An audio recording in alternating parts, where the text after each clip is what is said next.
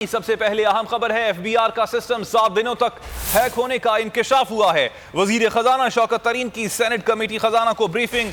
वजीर खजाना ने बताया कि इंडियन हैकर्स ने एफबीआर का सिस्टम हैक किया था। इंडियन हैकर्स ने 2019 में भी एफबीआर का सिस्टम हैक किया। सिस्टम हैक होने पर जिसको सजा मिलनी चाहिए थी, मिल चुकी। शौकत तरीन ने कहा कि एफबीआर के आईटी सिस्टम को अपग्रेड किया जा रहा है। अपडेट कर रहे हैं आपको, एफबीआर का सिस्टम 7 दिनों तक हैक होने का इंकशाफ हुआ है और यह इंकशाफ वजीर खजाना शौकत तरीन ने खुद किया है।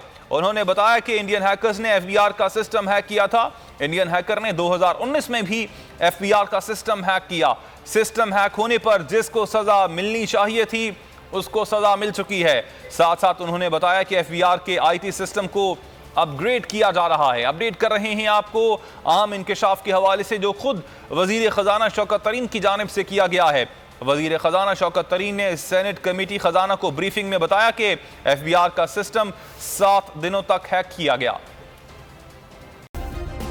सब्सक्राइब करें और बेल दबाएं ताकि कोई खबर रह न जाए।